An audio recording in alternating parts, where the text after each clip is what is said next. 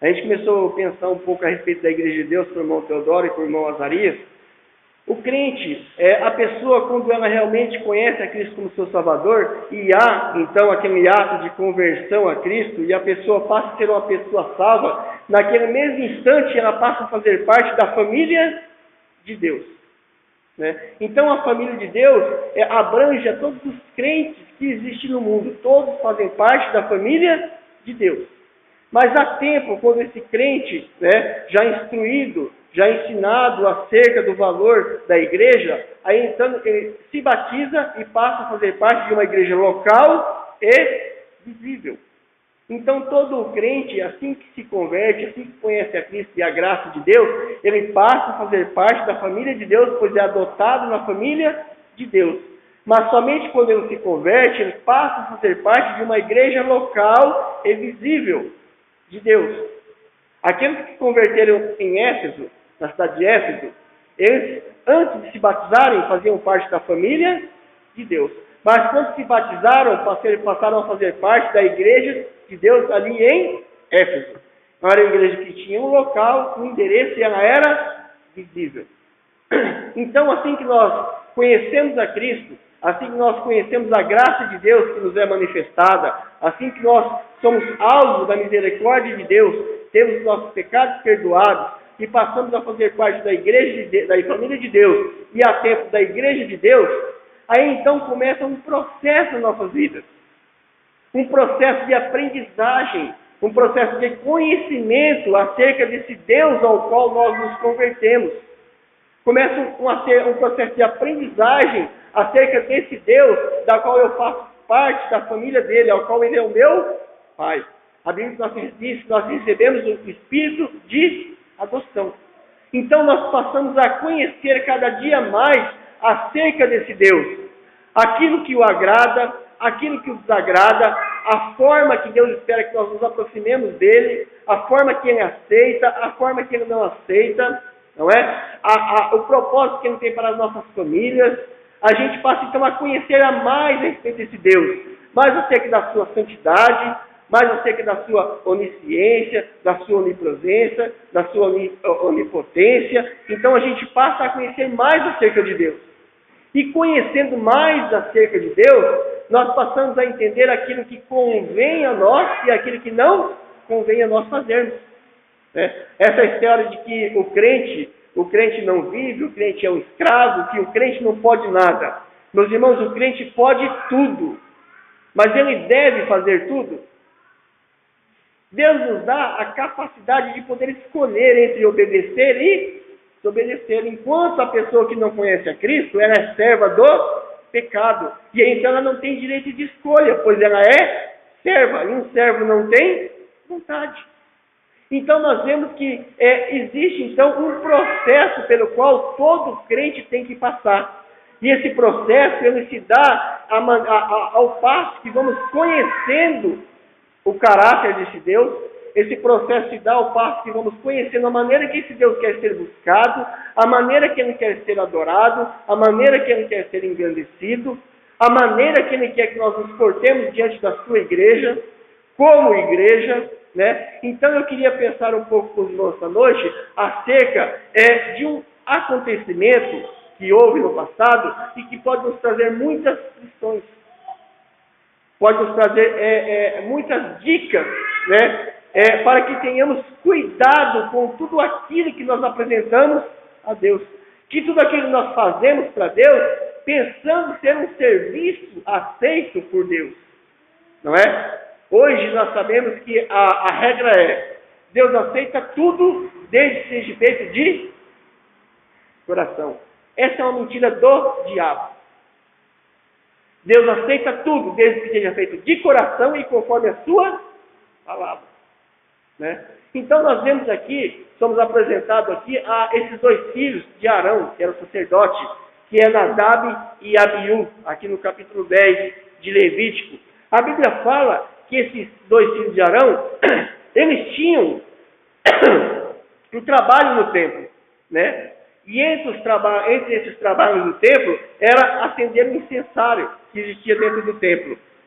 né? Então a Bíblia fala aqui que Nadab e Abiú, eles tomaram cada um o seu incensário, capítulo 1.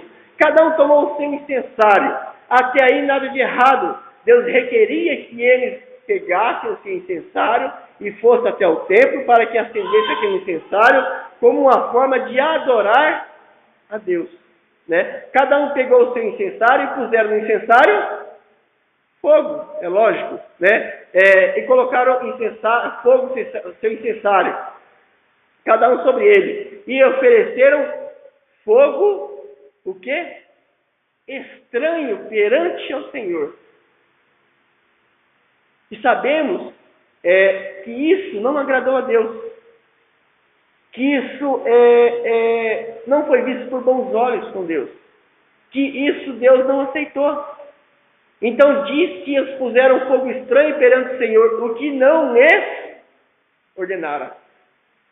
Quando fala assim, o que não lhes ordenara, a gente entende que existia uma ordem já prescrita de como deveria ser feito. Então, se não lhes ordenara, nós subentende que havia algo ordenado. Ou seja, ele falava assim, irmão Azarias, venha no culto todas as vezes de camisa listada. Daí o Azarias veio de camisa verde, Deus pega e consome Azarias. Azarias veio na igreja de camisa verde, algo que Deus não lhe ordenara. Porque o ordenado era listado. Então nós vemos que eles fizeram algo que Deus não havia permitido, que estava fora do prescrito por Deus. Versículo 2. Então saiu fogo de diante do Senhor e os consumiu. Quando eu leio essa passagem aqui, eu lembro de Atos capítulo 5, quando fala de Ananias e Safira, né? Que eles venderam a propriedade, né?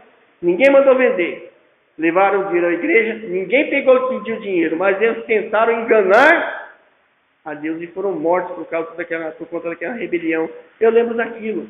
Então fala que saiu fogo diante do Senhor, os consumiu e morreram perante o Senhor. Versículo 3. E disse Moisés a Arão, isto é o que o Senhor falou, sereis santificados naqueles que achegarem a mim.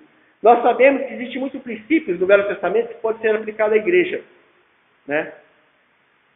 As pessoas que não conhecem a Cristo, elas têm uma noção da santificação e do trato e do cuidado que Deus exige quanto ao serviço a Ele, pelo serviço que nós prestamos a Ele. Ou seja, nós somos testemunhas vivas do bom andamento que Deus espera num culto, do bom comportamento que Deus espera de um servo seu. Né? Ele fala, serei santificado naqueles que chegarem a mim, e serei glorificado diante de todo o povo. É interessante porque hoje é o inverso. Nós sabemos que na vida de muitos crentes, Deus é ali vituperado, envergonhado, blasfemado por conta da conduta dele. E por conta de muito serviço que é prestado a Deus dentro da igreja, porque está fora dos padrões de Deus. Mas continuando. Versículo 4. E Moisés chamou a Misael e a Eusafã, filhos de Uzei, tio de Arão, e disse-lhes, chegai e levai os vossos irmãos diante do santuário, para fora do arraial. A Bíblia diz que saiu fogo diante do Senhor e os consumiu. Quer ver algo interessante, irmãos? Versículo 5. E chegaram e os levaram nas suas túnicas. O que é túnica? É roupa. Os irmãos percebem que Deus consumiu eles com fogo dentro das suas próprias roupas, mas as roupas não queimaram? Mas não é o nosso foco hoje, deixa eu sair fora disso. Né? Mas a gente pensa sobre isso um outro dia. E tiraram para fora do arraial. Por que isso foi a desobediência? Vá até Levítico capítulo 16, irmãos. Levítico capítulo 16, versículo de número 12. Amém?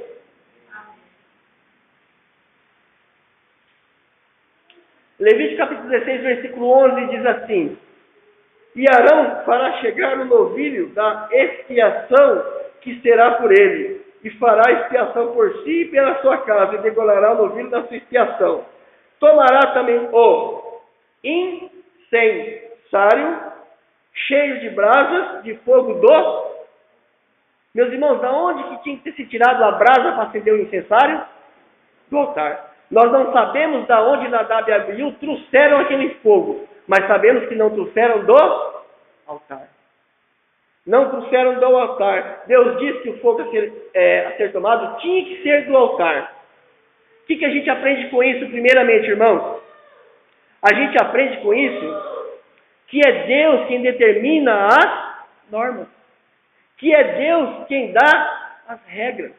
E essas não podem ser mudadas.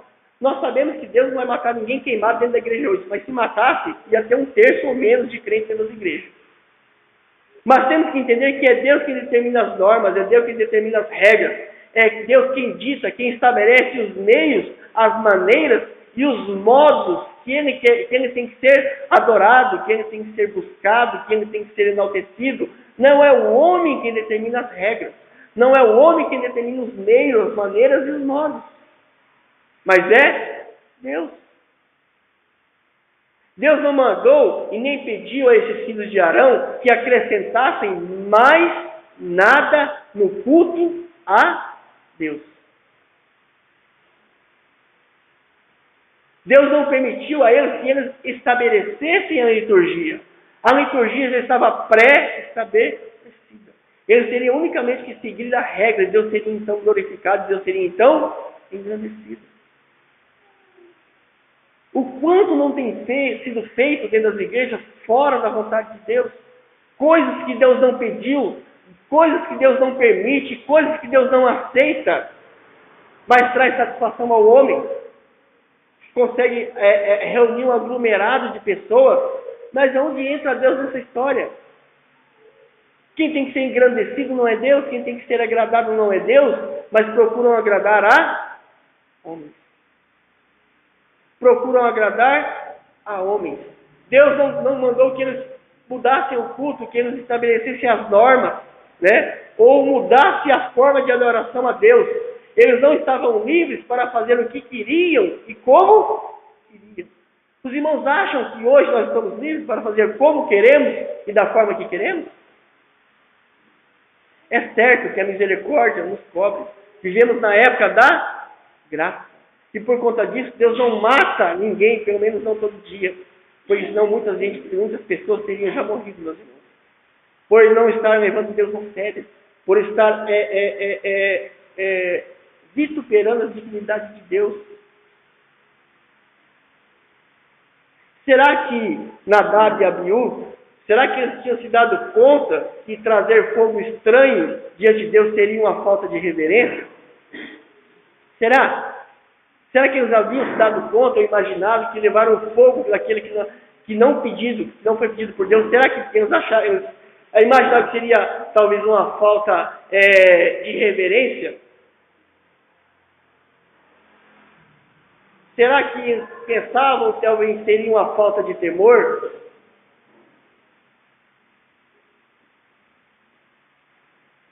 Será que eles haviam pensado que isso seria levado em conta como uma desobediência, que não seria tolerado, que não seria aceito pelo grande Jeová?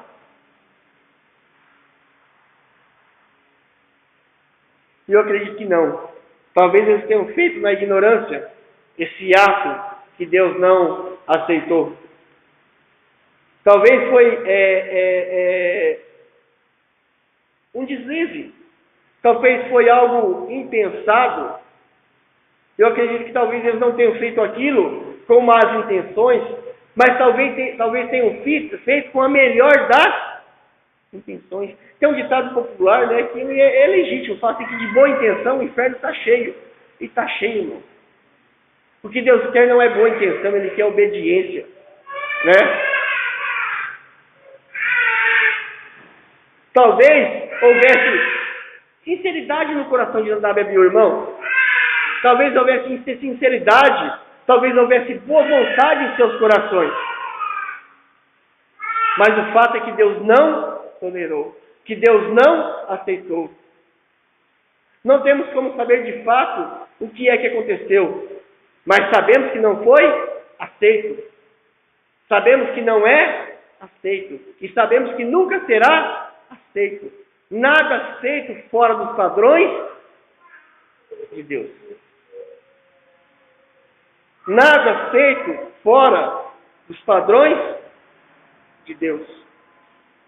Não será aceita uma adoração ou um serviço prestado em desobediência, ou que fira as normas de Deus, ou que passe por cima dos preceitos de Deus, que não leve em conta as diretrizes de Deus, aqueles princípios pré-estabelecidos por Deus, algo feito em rebelião contra a sua santa vontade, contra a sua santa palavra.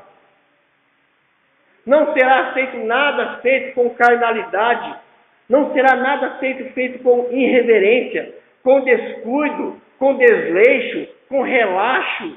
Deus não vai aceitar. Talvez ninguém morra, mas essa adoração não chegará até Deus. Não será nada feito dessa maneira, levando em conta ou tendo em conta a norma estabelecida pela palavra de Deus. Nosso comportamento diante de Deus deve ser conforme as Escrituras.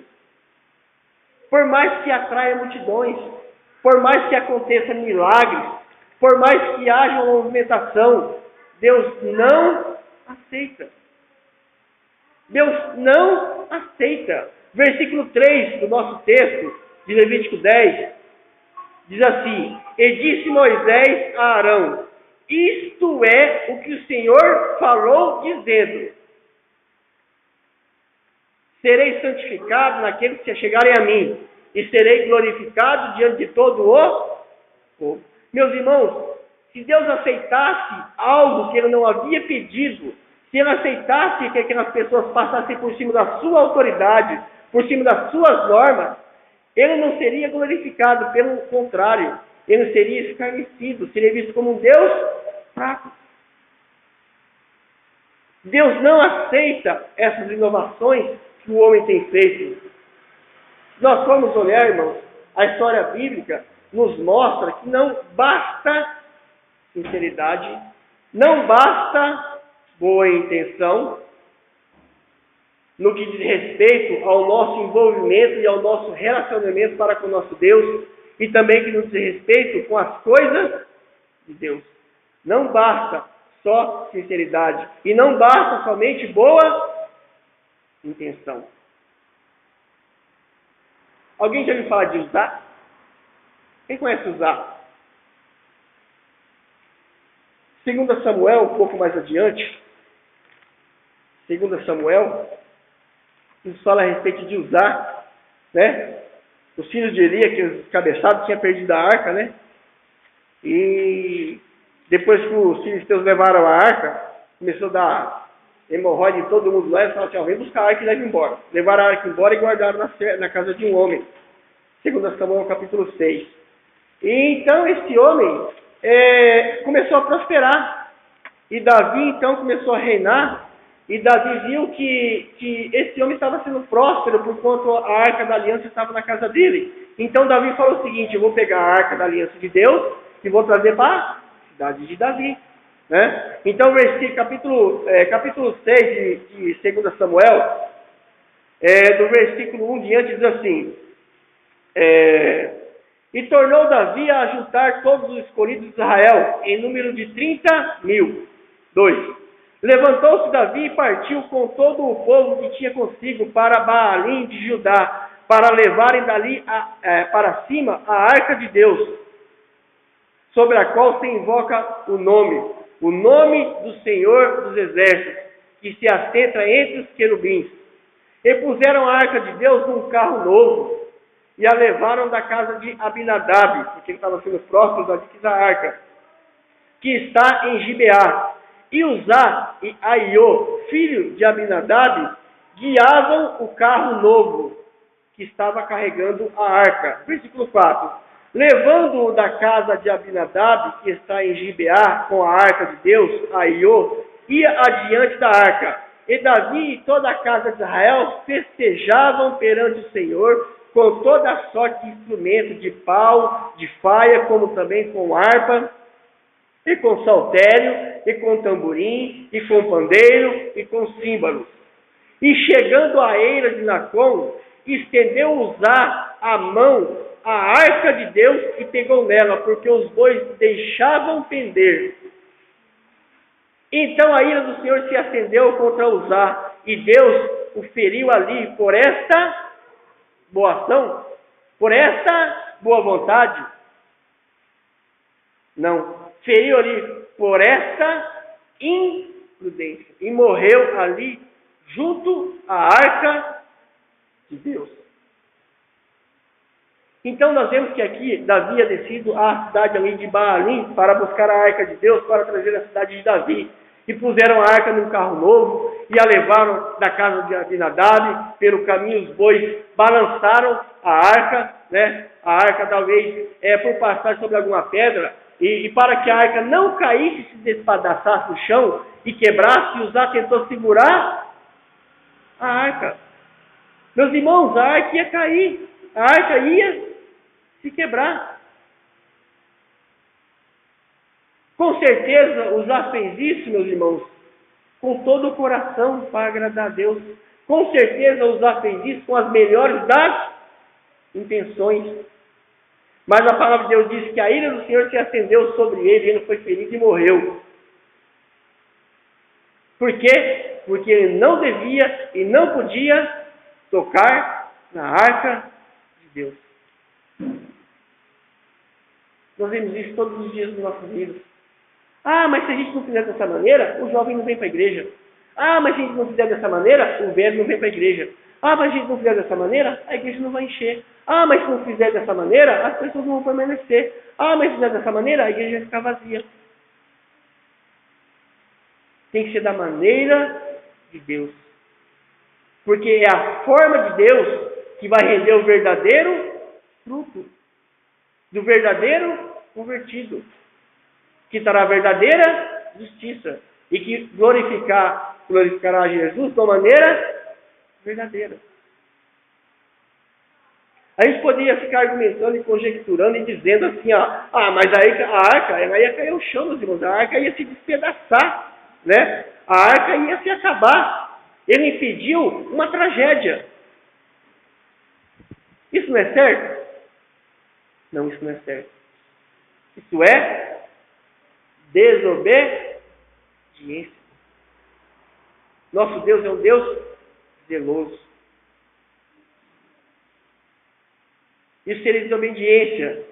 Isso não é louvável. Isso não é nobre. Meus irmãos, entenda. Desobedecer ou passar por cima da palavra de Deus nunca é nobre. Nunca é louvável. Nunca trará benefícios.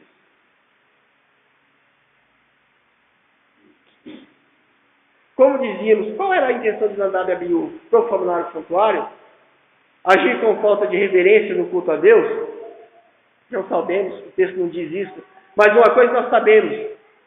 Esses acontecimentos estão escritos lá no Velho Testamento, estão registrados para que nós aprendamos com ele.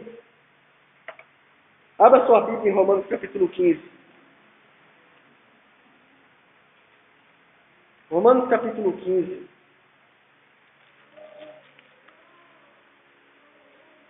Romanos capítulo 15, o versículo 4.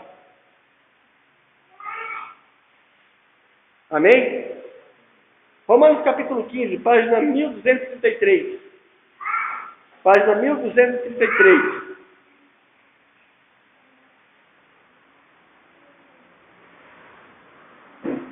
Amém, irmão? Diz assim, Romanos capítulo 15, verso número 4.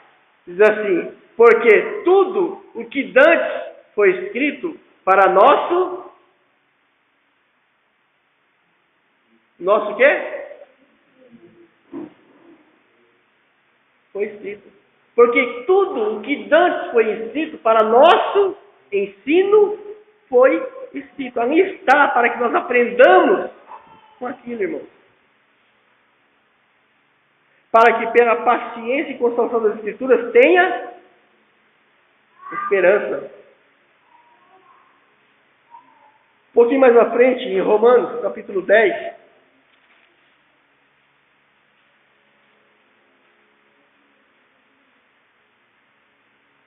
Romanos capítulo 10, página 1244. Romanos capítulo 10, versículo 11 diz assim: ora, tudo isto me sobreveio como figuras estão escritas para o quê? 1 Coríntios capítulo 10, versículo 11. 1 Coríntios capítulo 10, versículo 11. Eu falei outro? Falei Romanos? É só para ver se vocês mostraram prestando atenção.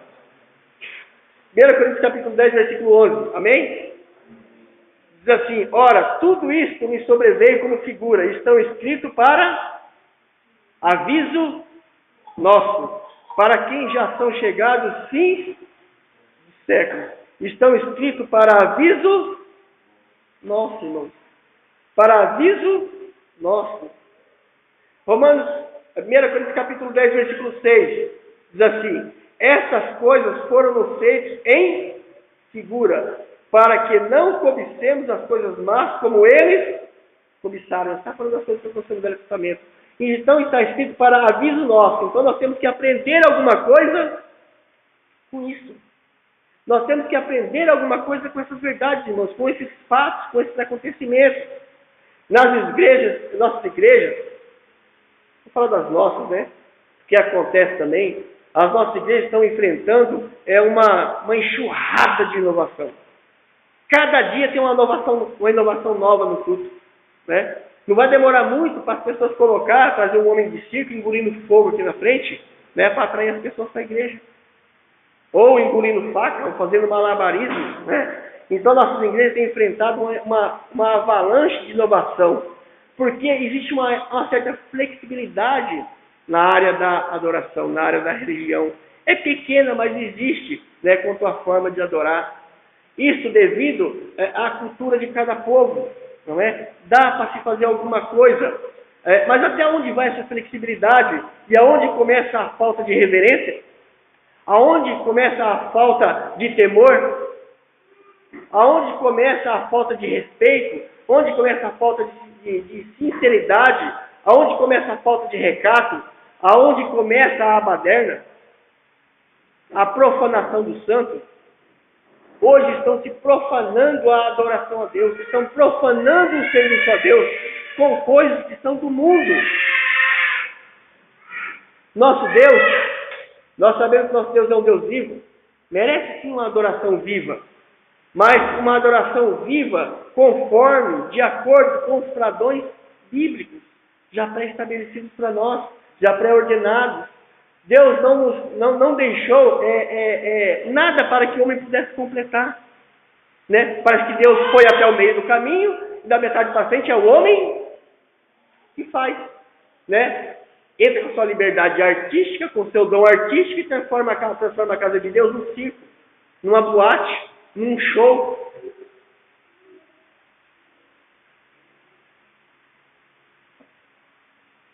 Ele merece essa adoração conforme e de acordo com os padrões bíblicos pré-estabelecidos, ordenados. Deus não deixou nada para que o homem completasse com as nossas habilidades artísticas. Os irmãos se lembram da construção da arca? Né? Deus apareceu a Noé, lá no Gênesis capítulo 6.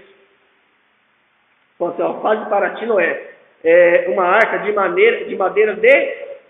Os irmãos se lembram do nome da madeira? Gofer. Amém. Será que se Moisés tivesse feito a arca de madeira de peroba, ela tinha flutuado? Né? De madeira de acácia? De mogno é caro. Será que tinha flutuado? Eu falo que não tinha, porque a ordem era madeira de gofer. Farás compartimentos, né? E abertura. Se ele tivesse feito um caixote de um cômodo só, Deus tinha aceitado? Não tinha, irmão. Não tinha aceitado. Diz aí assim, betumarás ela por dentro e por fora. Ou seja, era um trem todo preto, né? Será que Moisés tivesse pintado a arca de rosa, Deus tinha aceitado? Não tinha. Por isso eu lhe digo, muitas coisas estão sendo feitas hoje nas igrejas, Deus não tem aceitado. É como diz lá no Novo Testamento, Jesus fala assim, esse povo em vão me adoram, ensinando doutrinas que são preceitos de homens. É uma adoração em vão, vazia, destituída de conteúdo, não chega até o trono de Deus. Porque não é conforme Deus pediu que fosse feito. Conforme Deus fosse feito. E ele falou assim, que tinha que ter 300 côvados de comprimento, a arca, e 50 côvados de largura. Tinha um comprimento, a largura certa. Se não fosse daquela maneira, Deus não ia aceitar. A Bíblia fala que Deus mandou Moisés subir no monte, porque lá Deus ia mostrar para Moisés como deveria ser feito o tabernáculo. Os irmãos já leram a respeito do tabernáculo? Os irmãos já perceberam quanto detalhe tinha ali? O número certo de argola, o comprimento das varas, a cor das cortinas, a pele de animal tinha que ser usado, o tipo de ouro, o tamanho da bacia, tudo, o comprimento, a largura, o jeito que ia ser amarrado, a posição que ela teria que ser montada. A arca sempre era montada de costas para o pôr do sol. Porque aqui era a crítica, porque o povo do Egito adorava o sol. Então a arca sempre era montada de costas para o pôr do sol. Cheio de detalhes. Eu já fico admirado como que Moisés conseguiu lembrar de tudo aquilo, né? Deus capacitou. Abra sua Bíblia em Hebreus, capítulo 8, irmãos. Eu vou dar um jeito de parar aqui no relógio com o olho. Hebreus, capítulo 8. E a Bíblia diz que Moisés subiu no monte e ficou 40 dias. 40 dias. Para que ele pudesse receber a planta de como deveria ser feito o tabernáculo. Os irmãos se lembram disso? 40 dias Moisés ficou no monte para que ele recebesse a planta de como deveria ser feito o tabernáculo. Hebreus capítulo 8, página 1311.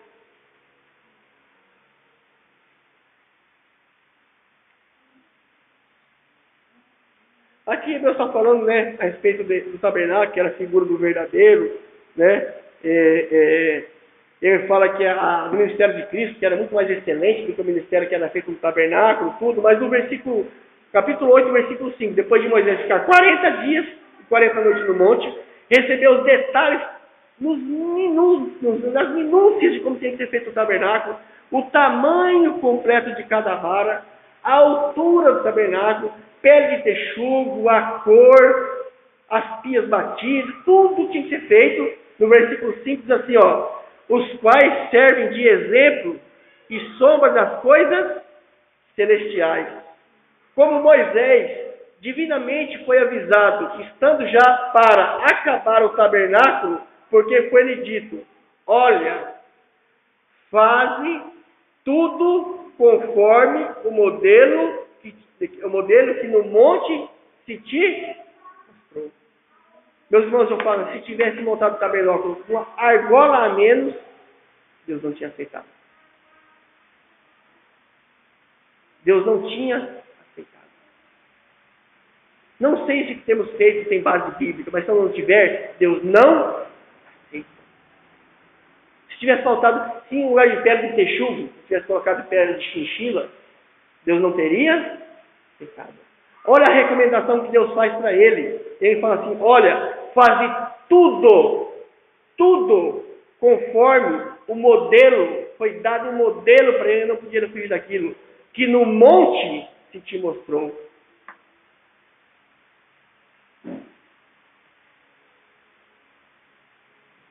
Meus irmãos, aquele que acompanha, que procura se informar, estar a par do que acontece no mundo chamado Evangelho, a gente sabe que hoje os líderes religiosos, eles têm assistido o nome de Deus e as coisas de Deus serem profanadas com coisas impuras. Sabe por quê? Porque Deus não mata ninguém hoje, irmão. Se matasse, não faria. Eles têm assistido de braço cruzado as coisas santas de Deus serem profanadas como coisas impuras. E muitas vezes esses líderes, eles são complacentes com aquilo. Porque o que eles querem é igreja cheia. O que eles querem é grande arrecadação. O que eles querem é ser líder de grandes multidões. Eles querem ser bem vistos pelos homens. Eles querem ser chamados de homens de Deus, o grande pastor. E eles têm assistido isso de uma maneira complacente.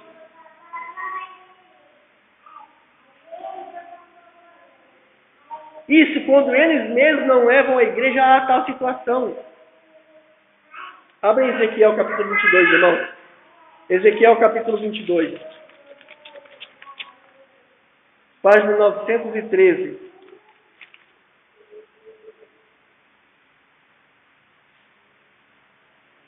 Os irmãos acham que o que está acontecendo hoje nas igrejas é novidade?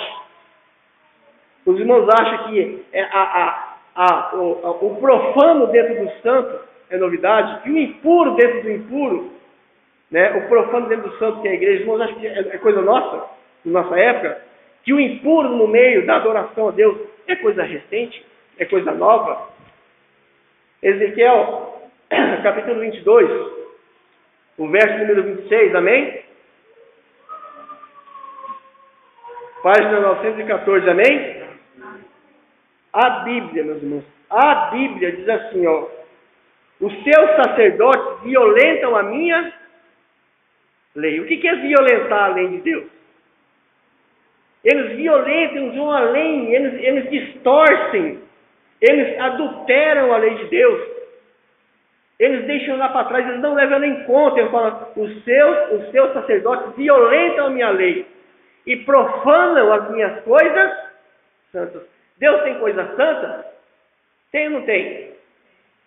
Meus irmãos, o nosso corpo, ele é o quê? Santo. A Bíblia fala que ele é sagrado. Sagrado é algo que Deus usa para manifestar a sua glória. E muitos têm usado o seu corpo para despertar sensualidade, para despertar contenda.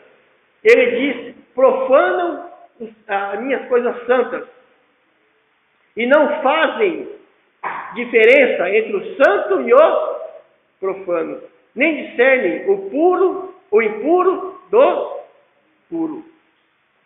E de meus sábios escondem os seus olhos, e assim sou adorado no meio deles. É isso? Sou profanado no meio deles. Veja bem, irmãos, que existe diferença entre o santo e o profano. Existe diferença entre o puro e o impuro para Deus. Hoje nós vemos as coisas impuras do mundo que agradam a carne.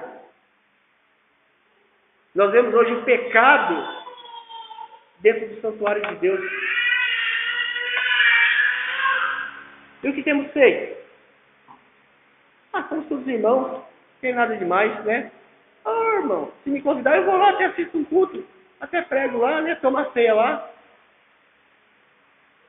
A Bíblia fala assim, ó: aquele que sabe fazer o bem e não faz, ele peca.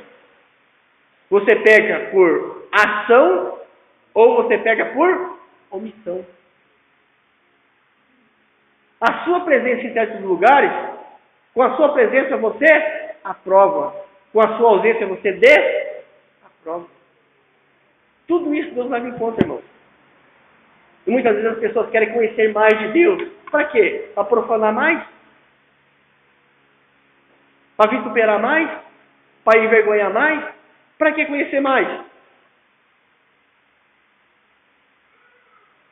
E como hoje nós vivemos na época da graça e Deus não consome ninguém com fogo por falta de temor, por falta de reverência, por falta de obediência, etc., está aí para quem consegue ver e tem um pouquinho de discernimento, está aí para a pessoa ver o que as igrejas se tornaram. Eu estava falando com o Mozaria esses dias sobre o evangelho social. Tem pessoas que acreditam que a igreja está aqui no mundo para dar cesta básica, para ensinar a fazer crochê, para ensinar a fazer ponto cruz, para ensinar a fazer biscuit, para montar centro de recuperação para drogado. Isso é papel do município, do governo, do Estado, do país. O papel da igreja é pregar a Cristo. É proclamar o Evangelho. Isso não é papel da igreja. Leia o Novo Testamento e veja qual que é o papel da igreja. Vê se em algum lugar Jesus manda você sair dando cesta básica. Ele alimentou a multidão, já alimentou, mas estava seguindo ele. Quando aquela mulher chegou aos pés de Cristo, quebrou aquele vaso de alabastro precioso, começou a lavar os pés dele, e chorar, enxugar com o cabelo, Judas ficou bravo. Não se lembra disso? Judas ficou nervoso. Falou assim, podia ter vendido esse unguento por um preço muito alto e ter dado aos pobres. Você lembra disso? Quem lembra? Que Jesus falou assim: os pobres sempre tende convosco. A pobreza nunca vai acabar. Você quer acabar com a pobreza da vida da pessoa? Fale de Cristo e traga ela para Cristo.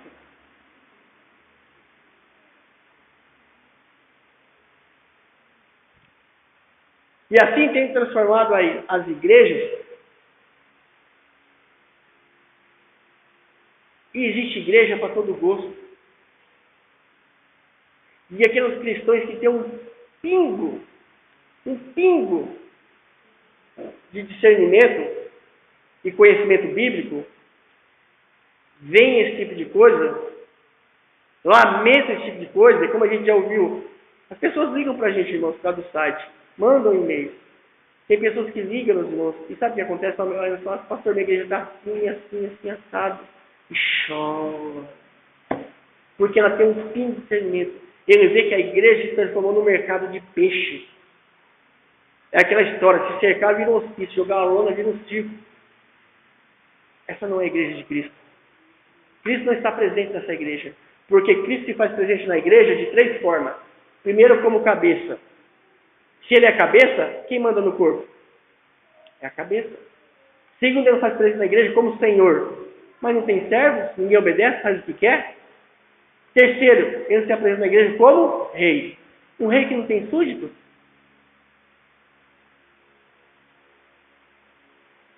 Nós sabemos, vou falar só um pouquinho nessa área aqui, não vai dar para entrar nas outras áreas. Quem sabe a gente entra outro dia. Em nome de Deus e sob o título de adoração, em nome de Deus e sob o título de adoração, se comete os maiores sacrilégios dentro das igrejas.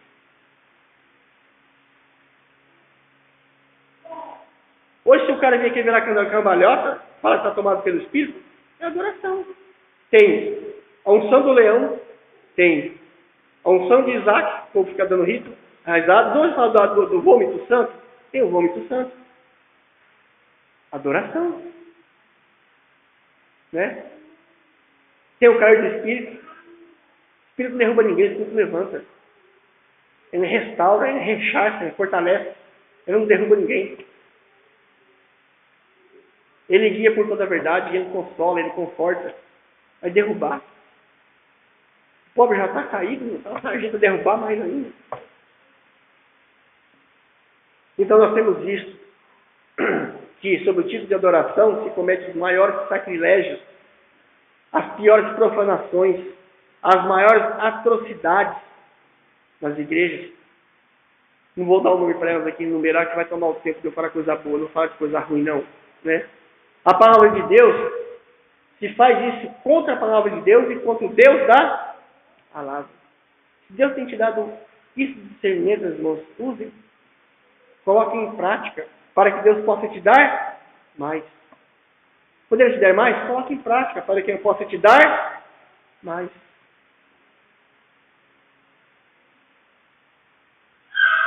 Isaías capítulo 14.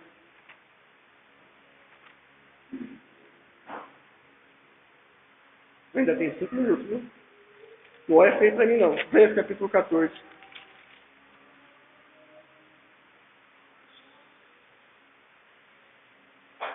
Aqui, Isaías capítulo 14 fala sobre a queda de Satanás. Isaías capítulo 14, do versículo 11 para frente, página 764. Página 764.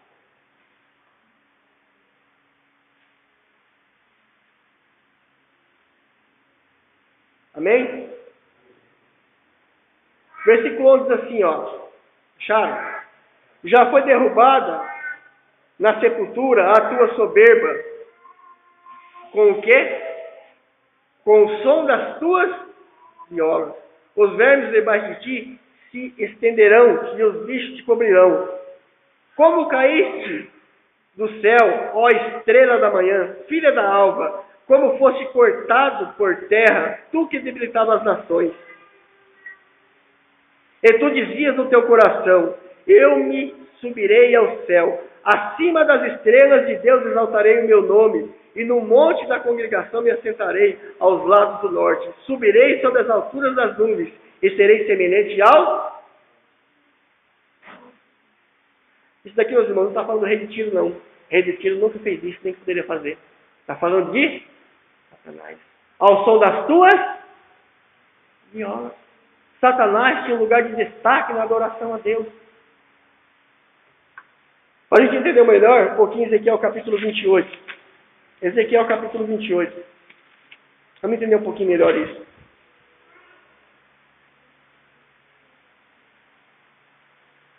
Página 922. Amém? 922. Ezequiel capítulo 22, versículo de número 11. Veio a minha palavra do Senhor dizendo: Filho do homem, levanta uma lamentação sobre o rei de Tiro e diz-lhe: Assim diz o Senhor Deus, tu que eras o selo da medida cheio de sabedoria.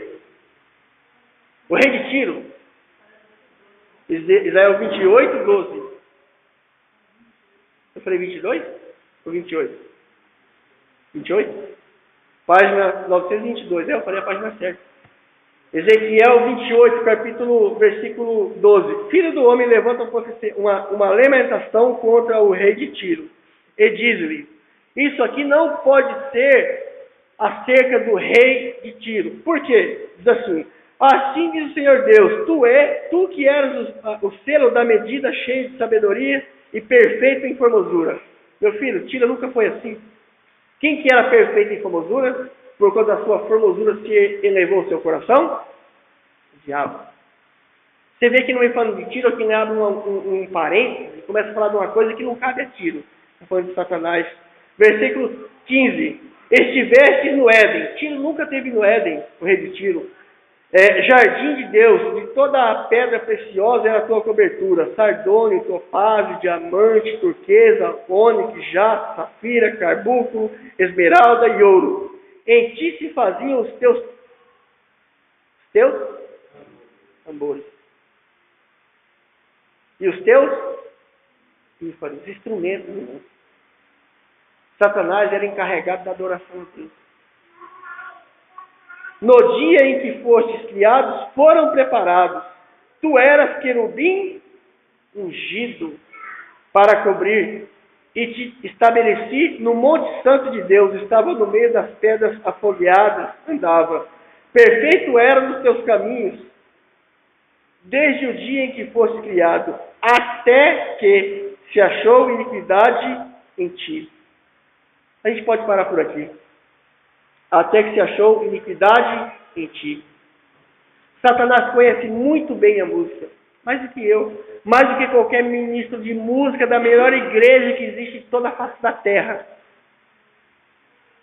Satanás conhece mais de música do que essa pessoa. A influência que a música tem é uma das armas que o diabo usa para atrapalhar a adoração a Deus, irmão. Para atrapalhar a adoração verdadeira a Deus.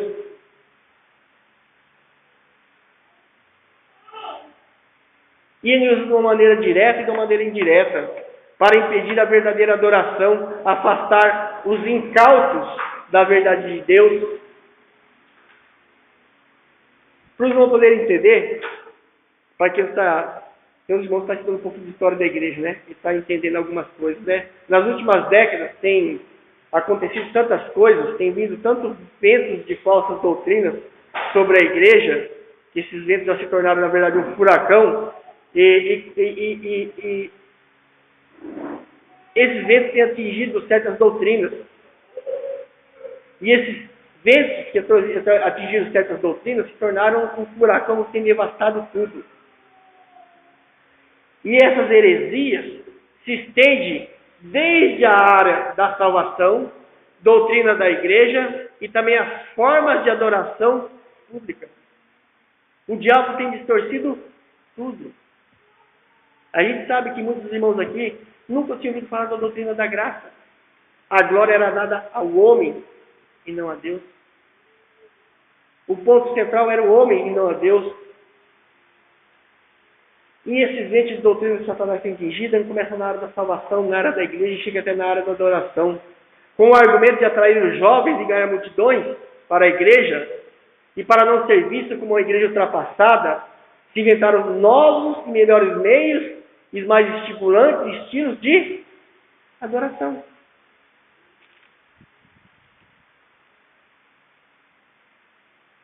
Precisavam ser introduzidos na igreja para que as pessoas se achegassem. E desse modo, né, essa ideia, Deus modernos, se alastrou em quase todas as igrejas. Como uma lepra por todo, quase o cristianismo. E o mundanismo e a profanação invadiu muitas igrejas. E assim essas igrejas se tornaram, como diz o Davizinho, igrejas de porta larga. Né? Oh, Jesus, igreja de porta larga, ele fala. Se tornaram igrejas de porta largas, irmãos. Infelizmente, se tornaram igrejas de porta largas. E sabe o que aconteceu? Muito fogo estranho passou a ser oferecido a Deus. Métodos estranhos à Bíblia. Muito fogo estranho passou a ser apresentado ao Senhor. E pouco a pouco a bagunça se instalou e se espalhou nas igrejas. Igrejas que outrora eram igrejas sadias. Mas o diabo conseguiu essa vitória. Seriedade, solenidade, respeito, ordem, tudo isso era antes sustentado como essencial para a verdadeira adoração. Agora é visto como arqui-inimiga da verdadeira adoração. As pessoas pensam que quanto mais barulho, mais fervor. Não é assim? Quanto mais furdunço, mais poder. Nosso Deus é um Deus injusto? Nosso Deus é um Deus justo. Como faz quando uma pessoa tetraplégica só consegue mexer a cabeça e se converte? Será que essa pessoa está relegada a adorar a Deus o resto da sua vida sem fervor, porque não consegue balangar uma mãozinha?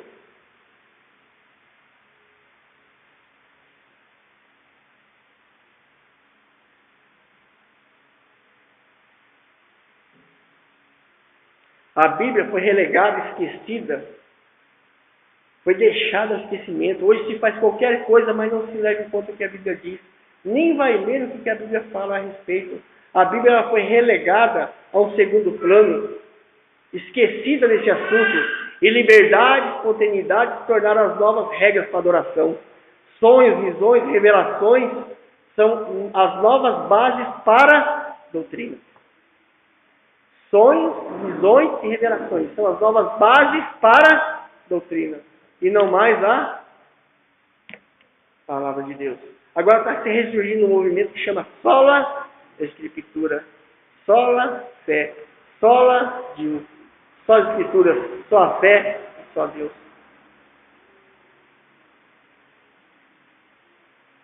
Entretenimento, prazer carnal se tornou a palavra de ordem. A autoproclamação tornou passível e possível o endeusamento de homens. O barulho de ritmos alucinantes, frenéticos, que são produzidos por aqueles múltiplos instrumentos, meu, que há 150 anos nunca sonhava que teria igreja nenhuma. E esses múltiplos instrumentos que nunca antes foram imaginados para um culto cristão, cristocêntrico, e ritmos alucinantes e frenéticos que mexem com o corpo, mas embotam o entendimento, embotam o espírito, não quebranta o espírito, suplanta a referência, suplanta o recato. Então, e a superficialidade tomou conta de tudo. É tudo muito superficial. Não vamos entrar nessa área não. Irreverência, despacho, tem substituído maturidade espiritual. E como a gente disse, os sonhos e as visões dos homens têm suplantado a Bíblia, a santa palavra de Deus. Enquanto outras coisas menos importantes, como testemunho, teatro, coreografia, tomam lugar, sabe do quê? Da pregação da palavra de Deus. Os cultos hoje durou 3 horas, é 15 minutos de mensagem. E o resto de porcaria. De porcaria.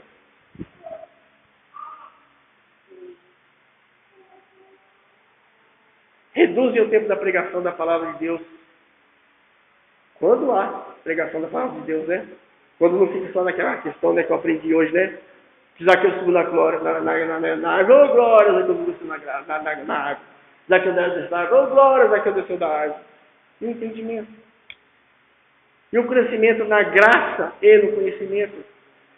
E a questão de se apresentar a Deus como obreiro aprovado, que não tem do que se envergonhar, que maneje bem a palavra. A pregação sempre foi o ponto central do culto da igreja neotestamentária. Os irmãos se lembram em Atos capítulo 20, quando Paulo reuniu os anciãos de Éfeso, diz que ele estava pregando, e ele disse que ele, e ao pregar, diz que ele prolongou aquela prática até a meia-noite. Até que Eutico caiu da janela. Os irmãos se lembram disso? Era uma prática a pregação prolongada da palavra de Deus. Atos capítulo 20, versículo 7, os irmãos lerem depois. Por isso, em muitos lugares, para muitos crentes sinceros, para muitos crentes espirituais, para muitos crentes maduros, o culto é um teste de paciência. O culto é um teste de paciência, ao invés de ser um tempo de edificação e devoção a Deus. Meus irmãos, a Bíblia, eu coloquei isso hoje no Facebook, depois eu falo isso, né? A Bíblia não afirma em nenhum lugar que promover entretenimento para as pessoas é um papel da igreja. Em nenhum lugar a Bíblia afirma que isso é um papel da igreja. Que promover entretenimento é um papel da igreja.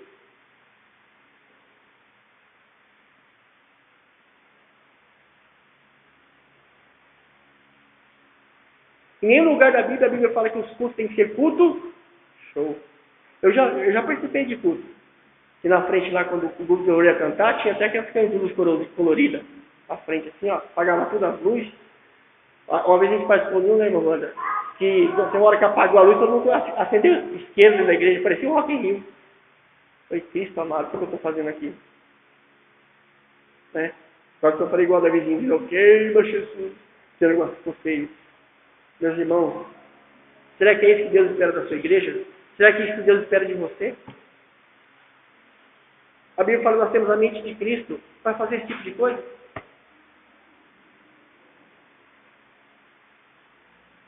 Enquanto muitos querem renovação, a Bíblia clama por restauração aos padrões verdadeiros, aos padrões bíblicos.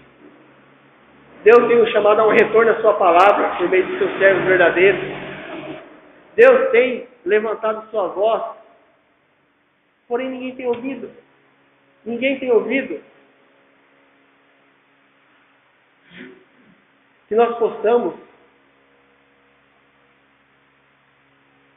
como forma de gratidão pelo que Cristo fez e tem feito em nossa vida, oferecer a Ele um serviço real, uma adoração bíblica. Possamos ser servos fiéis à sua palavra, que possamos representar bem o nome de Cristo. Possamos levar a imagem de Cristo como um Deus santo, justo e piedoso, não como um Deus Pai de amor e cuca fresca. Que nós possamos ser realmente embaixadores de um reino que não tem nada a ver com este. Que a igreja não seja lugar de teatro, que haja teatro sem teatro. Vai no show, vai na danceteria, vai na boate, na casa de Deus, não é lugar dessas coisas. O culto tem que ser solene, o culto público tem que emanar a glória de Deus por meio das verdades contidas na sua palavra, irmão. Nós possamos ter isso em mente. Eu digo isso, a gente tem a oportunidade de começar a fazer a coisa da maneira correta. E se você se fazer presente num culto desse, lembre da sua responsabilidade com Deus. Lembra que você pode estar pecando por conivência. Você pode estar aprovando aquele ato com a sua presença. E depois vai dobrar o joelho e pedir para Deus que Deus te abençoe. Difícil. Muito difícil. A gente vai ter que parar por aqui. Eu vou marcar onde a gente parou. E um dia que Deus prover um tempo maior, a gente continua. A gente continua. Para encerrar, eu queria ler Isaías capítulo 1, versículo 3.